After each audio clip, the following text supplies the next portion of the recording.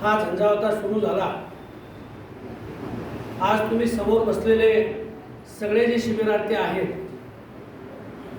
याच्यामध्ये मध्यवर्ती समिती किंवा शिबिरामध्ये सहभागी झालेले 2-4 मुलं जर सोडली, 2-4 व्यक्ती जर सोडल्या, तर सगळ्यांचं वय अजून तेवढं झालं नाही की 46 वर्षाच्या वयाच्या आपण कोण नाही आहे।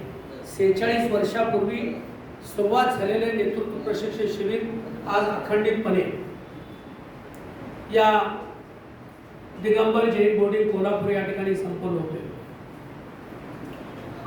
या शिबिराची संकल्पना, नेतृत्व प्रशिक्षण शिबिराची संकल्पना ज्या वेळेला निर्माण झाली आणि बोर्डिंगच्या माध्यमातून मोठे साहेब, आजही मला तो क्षण आठवतो, यांची तळमळ होती आणि दोघांचं सेम असं होतं की बाबासाहेबांची उंची आणि तात्यासाहेब पाटणेंची उंची अगदी उंचीच्या मानानं बघितलं तर तेवढ्याच उंचीचे होते, पण विचार फार मोठ्या उंचीचे होते। त्यांना असं वाटायचं की समाजामध्ये समाजाचं काम करण्यासाठी आणि समाजाचं नेतृत्व करण्यासाठी तरुणांची आवश्यकता आहे आणि तरुण जर पुढे आला तर संघटना असेल, समाज असेल, पुढे जातोय, अशा दृष्टीनं त्यांच्या संकल्पनेतून सुरुवात झालेली। नंतरची शिबिर मी केलो, प्रश्न तो नाही।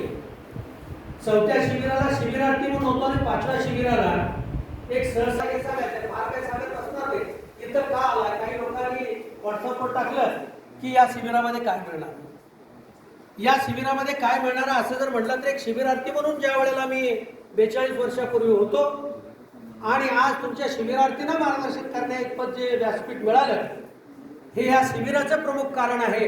हेच तुम्हाला सगळ्यांना मिळालं।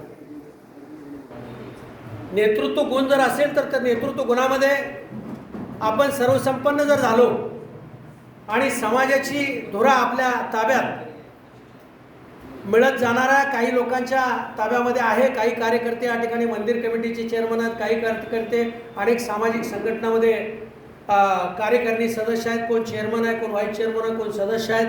अशा पद्धतीने हे काम करणारे हे समोरचे जे कार्यकर्ते तुमच्यासमोर दिसतात, या नेतृत्व प्रशिक्षण शिबिरामधून तयार झालेले कार्यकर्ते।